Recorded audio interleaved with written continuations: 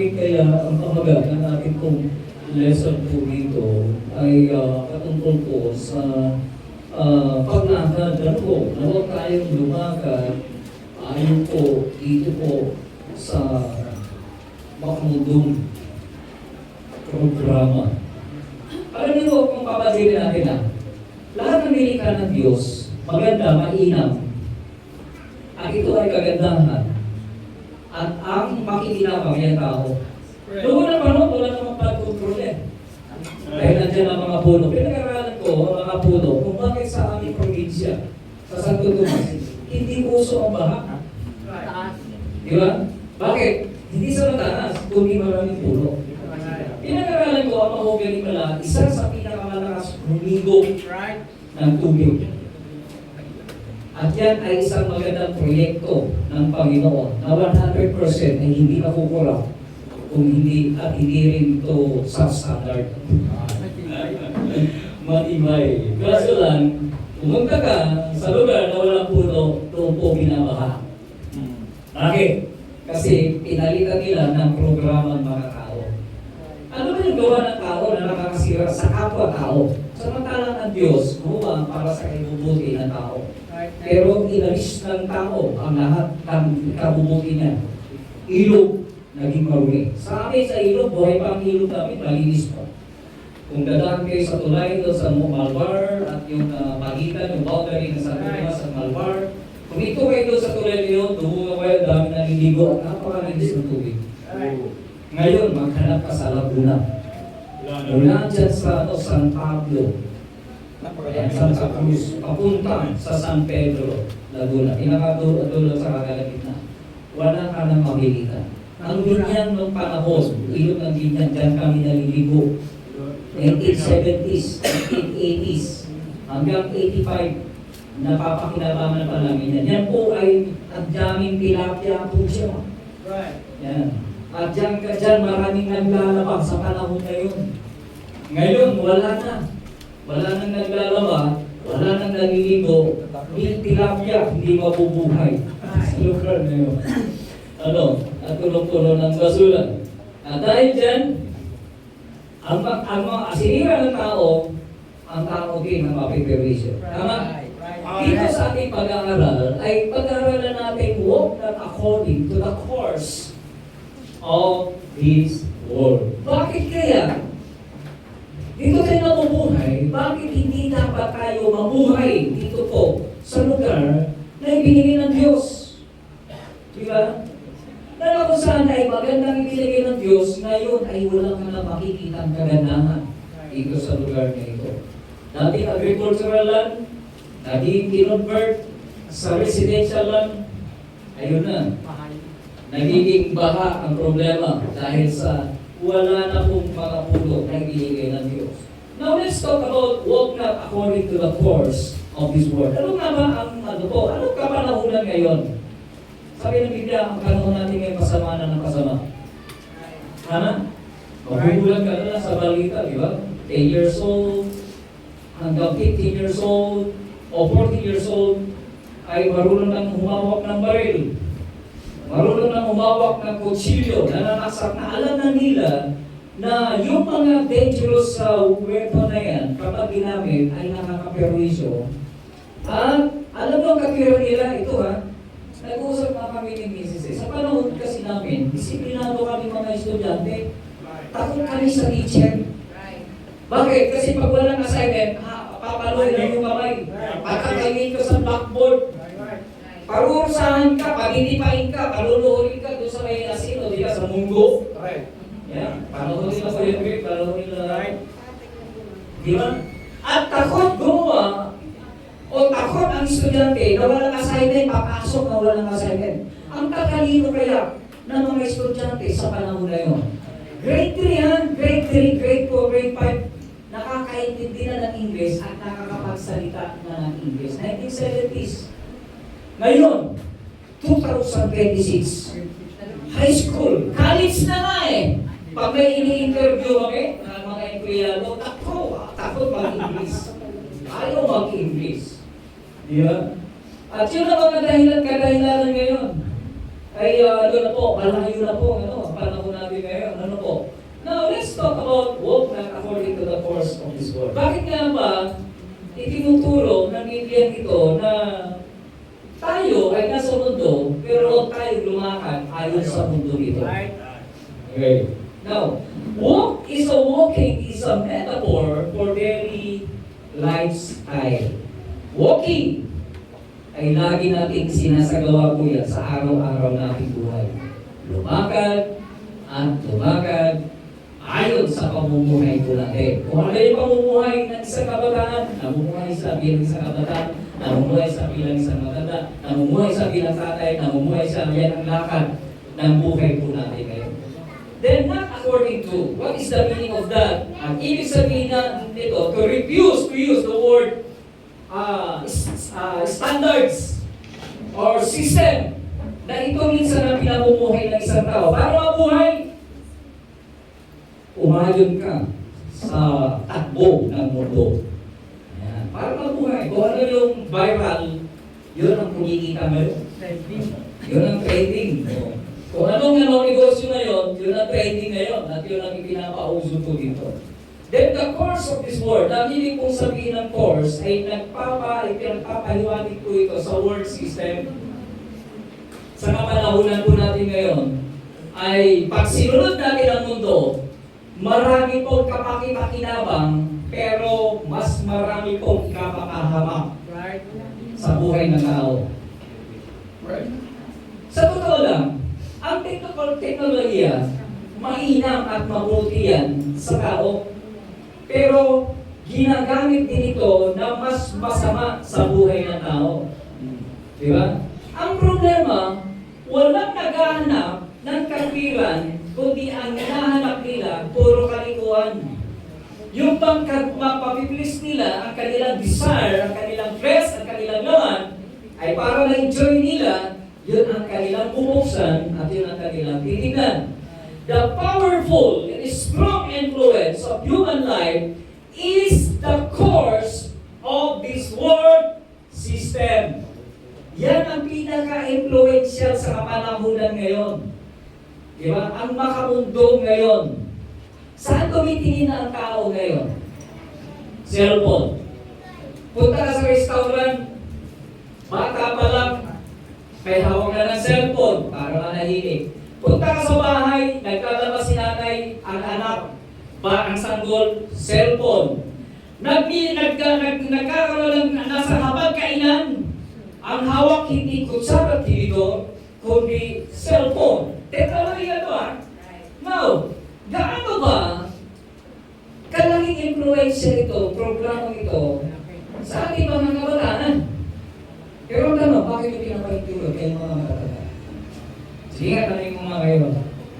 Mabuti ba sa mga kabataan ang ganong edad ay may cellphone na? No. Bakit niya pinapayagan? Kapit pa kaya namin, tinanong ko, bakit niya po pinapayagan? Bata pa lang 3 years old, may cellphone na. Instead na maglalaro ng mga pambatang laro, ay naglalaro sila magpipinsan doon sa grupo, ay nagkakabalan ng games. Tapos sabi ko nga doon sa nanay, ano po kagandahan? Ano pong advantage po niya? Para hindi po makulit ang mga bata. Hindi daw pasaway. Sabi ko gano'n, ay kung sa tingin niyo po, ay nakakatulong po yan, yung cellphone na yan, ay hindi po sila nakakatulong sa gawain ng bahay. Okay, ma-please lang sila, pero hindi sila natututo na tumulong sa inyong mga magulang. Tingnan niyo po, pag hindi po sila natutong tumulong sa mga magulang, kalalakyan po nila ito na wala silang pakialam sa inyo. Tama? That's right. Aasa na lang sa cellphone eh. Subukan niyo utusan na lumaki sa cellphone. Wait lang. Oo, di ba? Di ba gano'n ang mga kabataan ngayon? Di ba gano'n ang mga magulang na may pagkulang? Magulang. So every day, we are influenced by the world things that are pushing at pinapagamit po itong teknolohiya sa panahon na po natin ngayon. At At yan po, araw-araw pagising ang malaki na po influensya sa atin. At ito po, hindi lang po nakakapag-influensya sa atin po una sa mga pangangailangan na physical needs, social media, opinions, politics, dreams, education, na kung saan ay ito yung ating mga teknolohiya ginagamit. At ang problema nito, kapag binuksan nyo na at nakapasok na kayo dito, itatrap na po kayo sa loob na yan. At hindi nyo na makikita ang kabutihan, kundi makikita nyo na ang programa ng teknolohiya na papasok sa kaisipan at kukontrolin ka nito. Ang games, kinokontrol ka yan. Di ba? Bakit pumatay yung 15 years old at 14 years old? Anong kadahilanan? Naglaro sila ng box eh. Gorbox. Gorbox? Roblox. Roblox. Gorbox. Roblox. Oh. Roblox ano ba? Meron may isa pa ba? Kita mo yun, kahit matatanda, alam nila yung Roblox. Hindi ba alam yan? Halo Blocks. Kaya Halo Blocks lang. Diba? At yan yung isang bagay na kung saan, ano po, ako po tingnan niyo po. Ako, hinahawakan ko lang ang cellphone ko, tanghali at saka gabi. Ang madaling araw pala, umaga, tanghali, gabi. Pag nagtatrabaho ko, iniiwan ko lang po sa, hindi ko po hinahawakan. Una store ko, pangalawa, ay, nagtuturo ng katamaran. Pag pinuksan mo si Facebook, ay babad ka na dyan. Manunod ka na. Kung ano-ano, di ba? Tapos pag binuksan mo naman ng messenger, ayun, binabasa ko lang yung mga nagre-reply sa akin. Ako na, at saka minsan gabi. Doon lang ako nagre-reply kapag meron na po akong gustong sagutin. Ano po? Pero na-try ko. Sabi ko, wag na ako magtrabaho. Hawakan ko cellphone. Okay. Ano po, pag hindi ka pala sanay, sasakit ang ulo mo. Sasakit ang ulo mo, bibigyan ka ng sakit ng ulo, tapos ang mata mo, bakit? Sabi ko, hindi maganda talaga ito. Pero bakit ito ibabawal? Kasanay na. Nagbabawal sila, sanay na. So ito yung trap na mangyayari po sa atin. Tandaan ko natin sa Ephesians chapter 2 verse 2, according sa kay Apostle Paul, ay ginagamit niya po dito striking phrase nito na to remind us that before we meet the Lord Jesus Christ, we all walk according to the course of this world.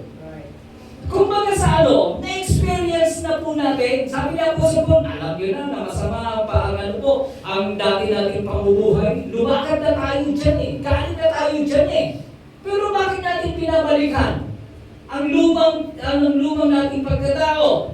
At dahil po dito, yung word system na yan, yung tinatawag na course, yung course na salita po na ginamit sa Greek word, na ang ibig sabihin sa English ay word system.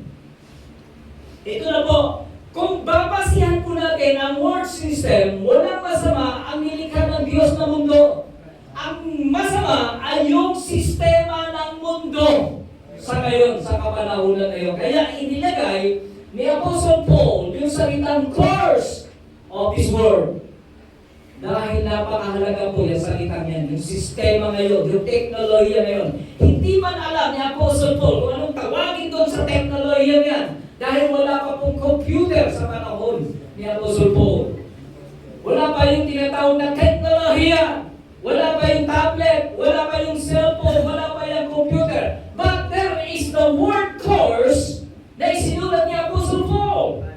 Na ang ibig sabihin yung word system, yung teknolohiya sa kapanahunan po natin ngayon. Now, let's talk about the number 1 points. Number 1 points, balikan natin yung ating inilalakad sa kapanahunan natin. Ang tawag doon, old nature. Reflects spiritually dead. Mga kapatid, itong talatang ito na sinasabi po dito, kung papansinin natin yung sa verse 1, and you had He quickened who were dead in trespasses and sins.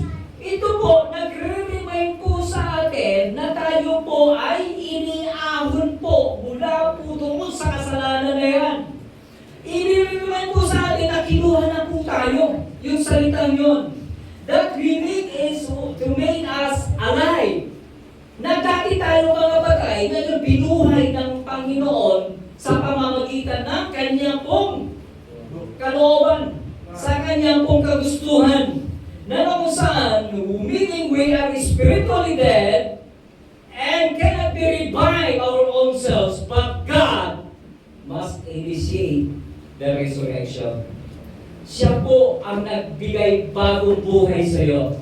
Hindi po natin ito kagustuhan na mapapagbago buhay, kundi nais ng Diyos na mabago ang ating buhay. Mabago ang ating pananaw sapagkat yung world system, babaguhin ka yan, ibabalik ka yan, hihilain ka yan pabalik, at gagamitin niya yung course of this world, yung world system. Yan ang isang bagay kung bakit nakaprograma ang teknolohiya sa kapanahon na yan. Hindi po para makatulong, kundi para i-destroy ang bawat tao. Kukunti naman na matututunan mo dyan sa teknolohiya kung pag-aaralan mo mabuti. At mas marami na kung saan ay gumagamit po nito. At yan ang isang problema kung bakit po natin ito dapat pag-uusapan. Alam niyo po yung salitang trespasses?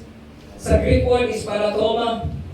Na nag-implies po ito yung mga maling hakbang, kamalian, and crossing a forbidden boundary, meaning disobedient attitude.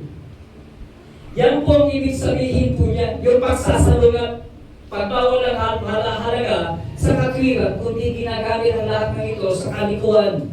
At yung kasalanan, it is a natural aspect ng buhay ng tao.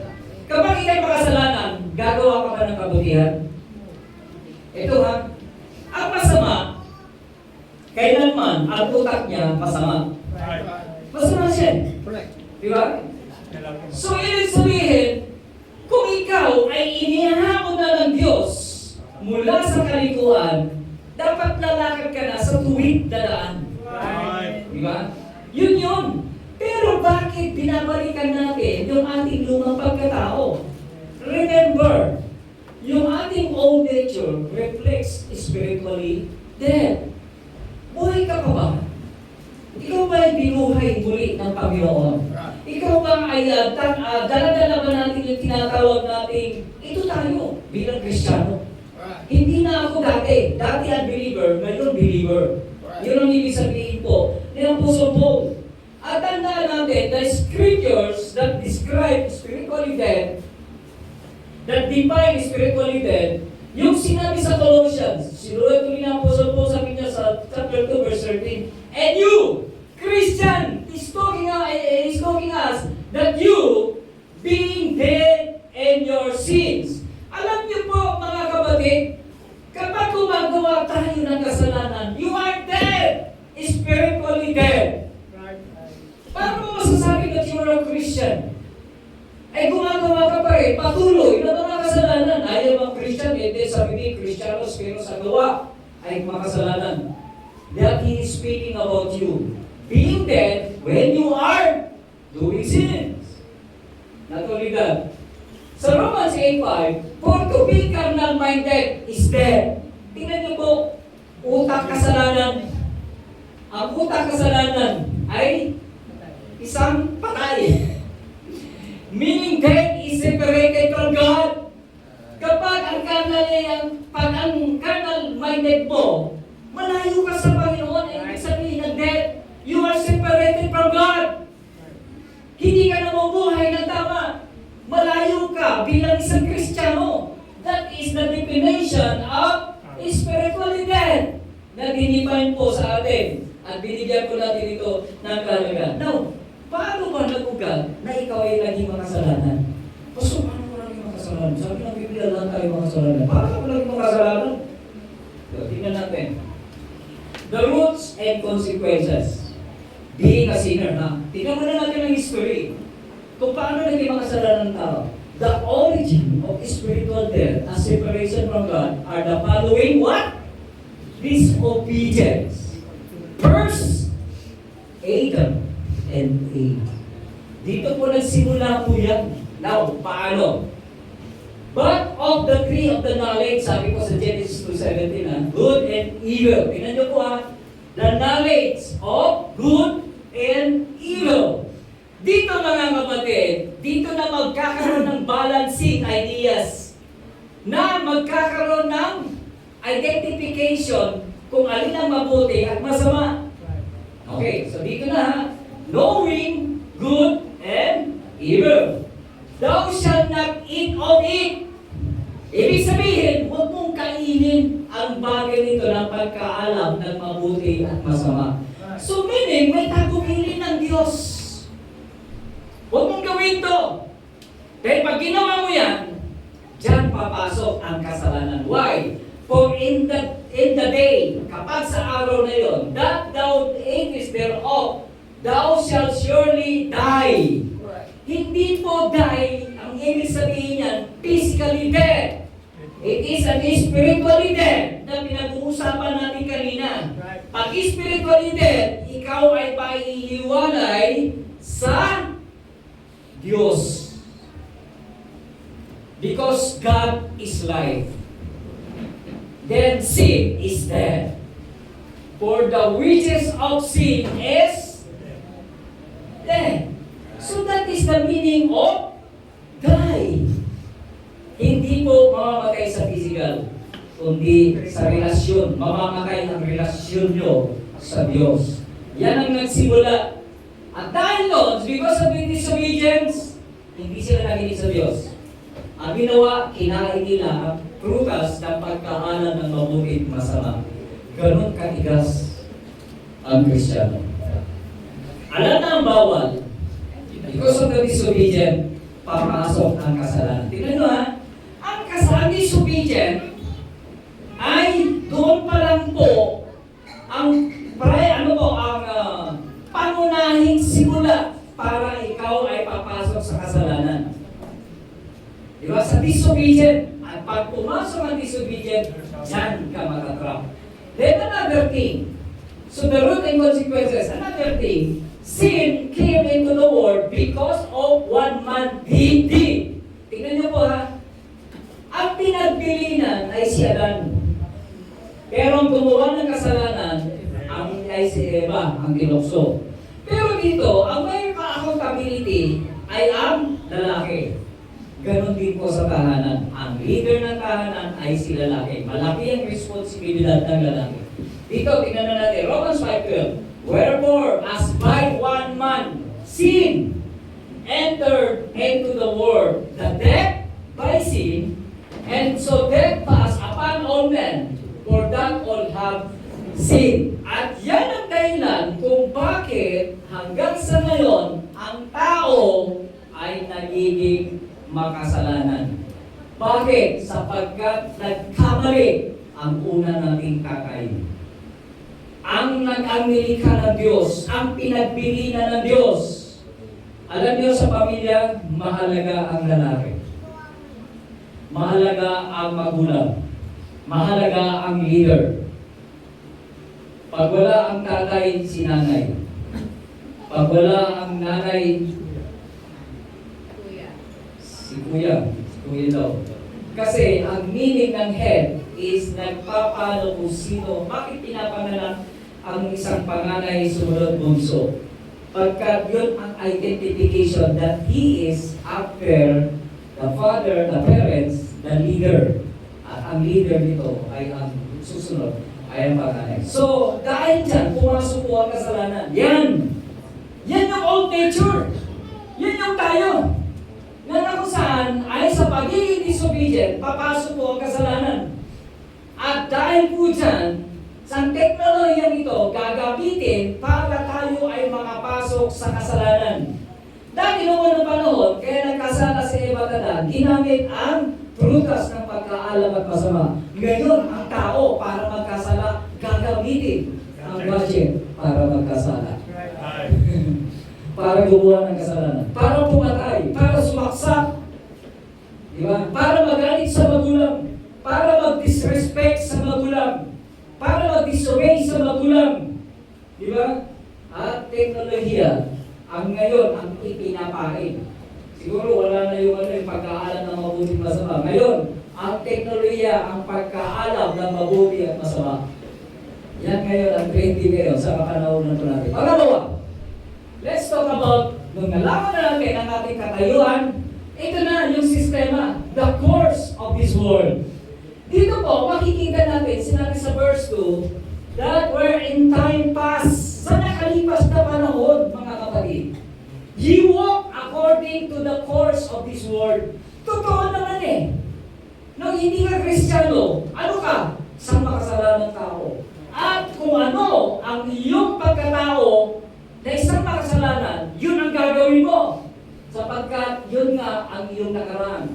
According to the prince of the power of the air. Tingnan niyo po, sino ang nangunguna sa mundong ito?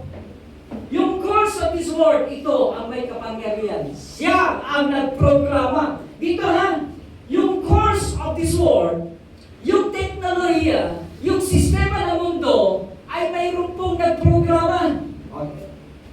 Isipin niyo mabuti. Ang computer, mabubuo ang computer kung walang gumawa? No. May nag-program. At nung nag-program na yan, pag ginamit mo siya, ay lahat ng gusto mo, ay makikita mo sa teknolohiya. Sa mundo, the course of this world, sa verse 1, yung course of this world, ang nagko-control, ang nagpo-programa ay ito, according to the prince of the power of the air. Sino yan? Si Satanas. Alam niyo ba kung bakit nandito ang teknolohiya nito? Gawa ba ng Diyos to? Hindi gawa ng Diyos. Gawa ng tao? At ang nagprograma tao? At sino? Believer ba ang gumawa nito? Kung ang believer ang gumawa na ito, he can control. And he has the power to control the course, the system of this world. Mga kapatid, kaya pasama tao because of the technology na kanilang mga nakikita. At ginagamit ang programa na yan. Tingnan niyo po ha, walang tuturo ang tao gumawa ng kasalanan. Wala. Mayroon pang eskwelahan na ang course ay Bachelor of Sins and Trespasses. Wala. Di ba walang course na gano'n? Pero, bakit kayo napamanipulate at napokontrol because of the program? Because of the program. Automatic siya nagagawa, automatic siya makikita because of the technology, the program itself. Yan ang tinatawag po niyan. That behind the course of this world, si Satanas po. Okay, tingnan natin. Ang sistema na tatlong bagay. There is the anatomy. Buksan na natin yung the course. Ano ang anatomy dito? Ng course of this world. The anatomy of this world system, there is the three ways. Okay, ito na yung program ha. Buksan natin yung programa. Ano ba ang programa ng mundo ito? Ano ba ang behind the technology na mayroon? Number one, the direction of the crowd. Kung ano ang majority, kung ano ang viral, yan, gawin natin yung salitang viral. Kasi this is the direction of the crowd. Ano yung isa? Bukod sa viral, trending. Trending! Yan. Dapat pala nilagay ko dito. According to the trending of this world. According to the the direction of the crowd. Kausapin natin ang crowd.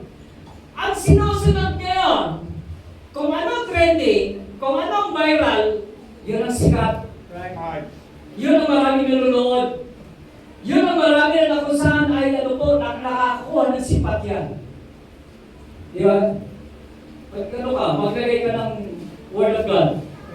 Ang magtitext lang sa'yo, ang miyembro mo ay nasa isang dahan, ang magtitext lang namin, ito.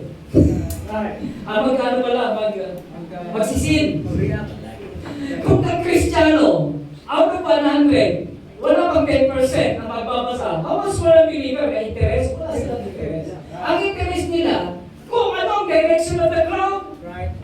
Okay, sabi ng Biblia, Matthew 7:30, enter ye in the straight gate, for wide is the gate, this is the crowd.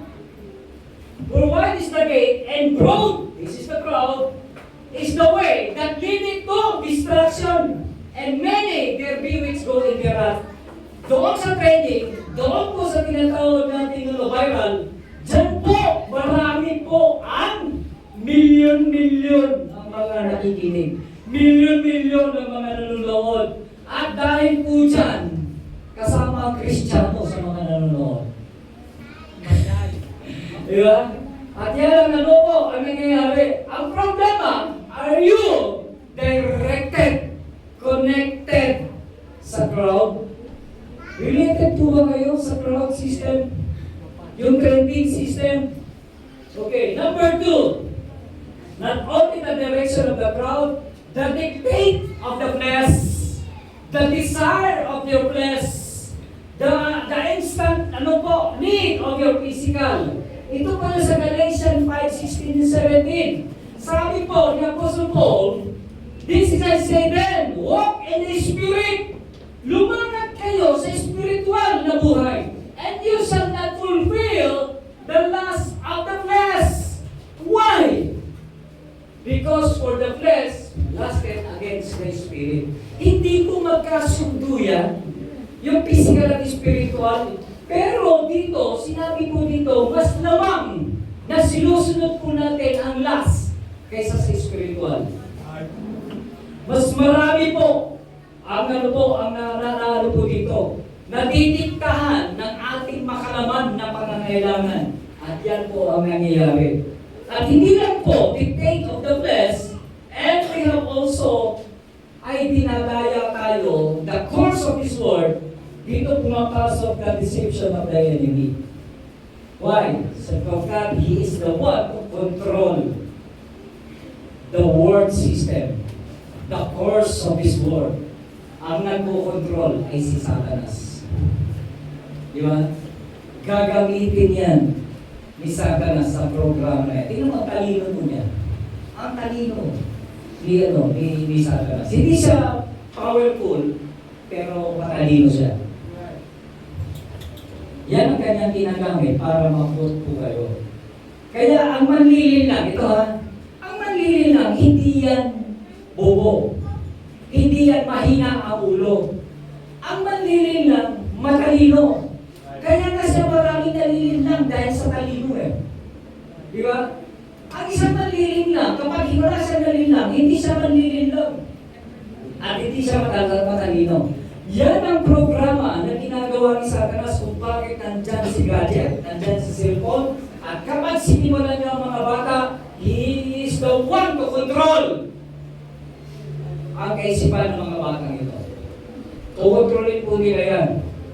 Matututo silang pumatay, matututo silang manaksak, matututo silang magbura, matututo silang magalit, matututo silang mag-disobedient. At lahat ng yan ay iaalok ni Satanas. At ano, natokso si Eva dahil inalok sila ni Satanas. Ang programa niya, ganito,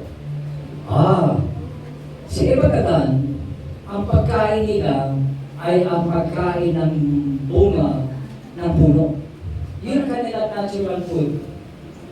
So kung anong pangangailangan nila, doon ko sila tutoksoin. At dahil doon, dinala sila doon sa bawal. Saan sila dinala? Doon po sa bawal. Dinala si Eva doon sa bawal at pinakita muna niya kung anong kagandahan ng bawal. Ganun po si Satanas, mag-offer. Papakita niya ang cellphone kung gaano kaganda, kung ano kapakipakinabang, kung ano po ang magagamit dito sa iyo. At dyan ka na niya pumotrole. Ganun po si Satanas. Kung paano tayo umaasa sa teknolohiya at panahon ni Ibatadan, ganun po niya ang estilo ng kanyang gagawin. Number 3, the last one, the way to change the course of the world. Now, tingnan natin. Nung ikay Kristiyano na, ano na ang desisyon mo sa buhay? Alam mo na ikaw ay isang makasalanan na dati kang lumalakad sa kapanahonan na yun. At alam mo, ang course of this world ay programa ni Satanas. At walang ikabubuti sa iyo. Ngayon, ano yung gawin mong pagbabago? Sa mga programang nandito sa mundo nito, ano yung dapat mong gawin? Number 1, let's talk about remember your new identity. Sino ka ba? Kristiyano. Now, sabi kasi dito sa 2 Corinthians 5:17, therefore, If any man be in Christ, he is a new creature. Now, hindi ka na dati na lumalakad sa kalikuan. Hindi ka na dati naniniwala sa mga makamundong bagay nito. Kundi ikaw ngayon ay na kay Kristo, ikaw ngayon ay binagong nilalang ng Diyos. At lahat ng bagay, all things are passed away, na nagsilipas na ngayon. Kapag pagmasdan nyo, ang lahat ng mga bagay nito ay mayroon ng mga binagong pamamaraan, may binagong paggamit ng teknolohiya, ideas, at yan po dapat na maintindihan. Remember your new identity. If any man be in Christ, you are what? New creature. Number 2. Remember, you are not in the flesh, but in the Spirit. Okay ha? Tingnan nyo mo ha, it is a natural for us. Ang tao, mayroong tatlong elemento. The body, the soul, and the spirit. Tingnan nyo ha, tatlong elemento, the body, the soul, and the spirit. But, sabi po dito, but you are not in the spirit, but you are not in the flesh. Tatlo ha. Ang problema, yung tatlo na ito, na elemento, dito tayo nagko-concentrate. Di ba? Dito tayo nagko-concentrate. Ang binibiktima dito, yung nasa gitna, yung soul. Tingnan nyo, wala dito yung soul. Ang nakalagay lang, yung flesh, yung body, and spirit. Kasi nasa gitna, ang soul. Ang soul ay ikaw yun. Ikaw yung napapagitnaan ng laman at ng pag-spiritual na buhay. Ngayon, kalimitan, dito ka nakapokus at hindi sa Espiritu. So, kita nyo ha, if so be that the Spirit of God dwell in you, now if any man have not the Spirit of Christ, he is none of his. Kaya ka hindi ka namumuhay na sa spiritual na buhay, dito ka kasi nagko-concentrate. At ang nagko-concentrate dito ay walang Espiritu ng Diyos. Why? Kasi hindi mo ito ipinamumuhay. Dito ka lang nakakonsentrate sa bagay na yan. Not only that, remember, the Spirit dwelling in you. Ano sabi niya po sa Paul? Know ye not that ye are the temple of God? And that the Spirit of God dwelling in you. Kung ikaw ay tinatahanan ng banal na Espiritu, bakit ka namumuhay ng hindi spiritual na pamumuhay? Bakit ang namumuna ay laman? Bakit namumuna ay ang makalaman na gawain? Dahil ba sa wala talagang Espiritu ng Diyos sa buhay mo? Another thing, and the last of this, renew your mind daily. Bakit kaya araw-araw dapat i-renew natin ang ating isip? Kasi araw-araw, gumigising ka.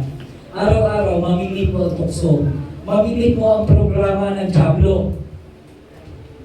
Mamimit mo, okay. Pag-isip mo sa umaga, anong una mong hinahanap? Cellphone. Right? Cellphone. Una mong hahanapin, cellphone. Di ba? Pagkawag mo sa cellphone, bibitawan mo lang yan pag matutulog ka ba? Pag matutulog ka na, saka mo lang siya bibitawan. Right? Bakit kailangan i-renew your mind daily? Sapagkat araw-araw ang tukso na yan. Correct. Araw-araw mo mahahawakan yan. Sabi dito sa Romans 12:1-2, I beseech you therefore, brethren, by the mercies of God, that ye present your bodies a living sacrifice, holy, acceptable unto God, which is your reasonable service. And verse 2, and be not conformed the course of this world, and be not conformed.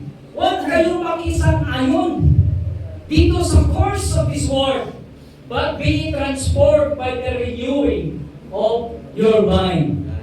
Pag-isip mo sa umaga, mga kapatid, kailangan mo ma-refresh, kailangan mo magkakaroon ng renewing of your mind, that ye may prove what is the good and acceptable and perfect will of God. Sa bawat desisyon na paghawak mo ng teknolohiya, sa bawat cellphone na paghawak mo sa pamilya, it is to prove and to know what is good and acceptable.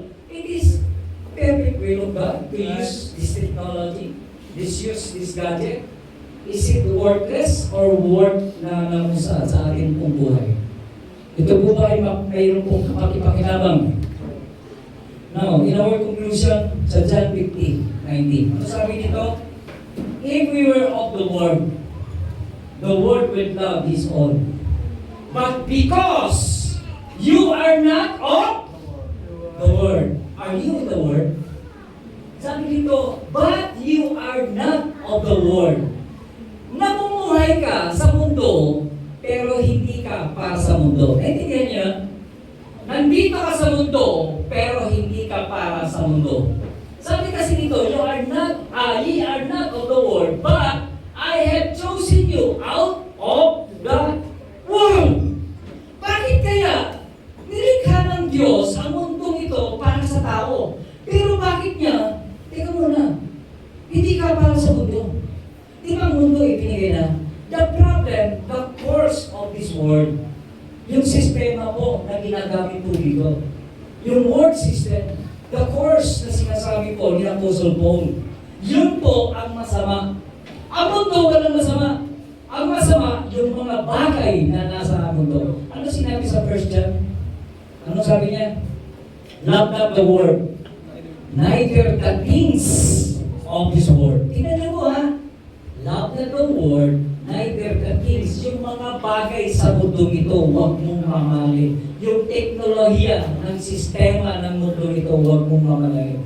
Because sapagkat kung iibig mo ang mundo, ang pag-ibig ng Diyos wala sa atin. And that is the reason why na kailangan po ay tayo po ay inilipat ng Diyos. Ano ba yung sa last part, yung sa verse 10 na sinabi po ni Apostle Paul? Ayan. Verse 10. Next po, next slide. Ayan. Sa Ephesians 2:10, ito yung conclusion po ni Apostle Paul. Sabi niya, kasama siya, sabi niya, ako at ikaw, tayo mga Kristiyano. Nung sinabi niyang, for we, lahat tayo Kristiyano. Sabi dito, for we are His workmanship, created in Christ Jesus unto what? Good works, which God had before ordained that we should walk in them. Tingnan niyo po, that God had before ordained. Nasa simula pa, ang programa ng Diyos sa atin ay gumawa ng mabuti. Nilikha ba si Eva at Adan na masama? No. Nilikha silang mabuting tao. Pero because of disobedience, pumasok ang kasalanan at hindi yung kalooban ng Diyos, kundi desisyon ng tao na mag-disobey sa Diyos. At gusto lang ng Diyos, ibalik tayo kung paano tayo nilikha ng Diyos. Alam niyo kung bakit si Kristo namatay sa krus ng Kalbaryo? Ibinigay niya ang kanyang buhay. Binili po tayo wala sa kasalanan. Binili tayo wala sa kasalanan. At ang tanging paraan para mabayaran tayo sa ating mga kasalanan ay ang kanyang buhay at ang kanyang dugo sa krus ng Kalbaryo. Kasi kaya siya namatay, kaya niya inihandog ang kanyang buhay. Gusto niya ibalik tayo kung paano tayo nilikha ng Diyos na mabuti. Ito we are created in Christ Jesus unto what? Good works. Mga kapatid, ang Panginoong Isus namatay sa krus ng Kalbaryo para tubusin tayo sa mga kasalanan. Pero bakit ngayon nagpapatuloy ka sa kasalanan? Bakit hindi mo ba nire-respeto yung ginawa ni Kristo sa krus ng Kalbaryo? Binastos mo ba yung kanyang pong holy na ginawa po niya na kaban-banalan? Alam niyo po, sa every time na gumawa kayo ng kasalanan, binabastos ng Diyos sa kanyang ginawang katwiran, sa kanyang pagtubos sa iyo sa kasalanan. Kung nananatili ka sa pagiging makasalanan, sinasabi mo, walang kwenta ang ginawa ni Kristo sa krus ng Kalbaryo. We are created in Christ unto good works. Hindi na tayo yung dating namumuhay. We are not an old nature. We are the new creature created by God into good works. Alam niyo po, this is the last one that I want to read the message po. God did not save you to walk according to the course of His word. He saved you to walk in the good works. Yan ang dahilan kung bakit po hindi kayo niligtas para magpatuloy sa kasalanan. Iniligtas kayo ng Diyos mula sa kasalanan para lumakad sa mabubuting gawa.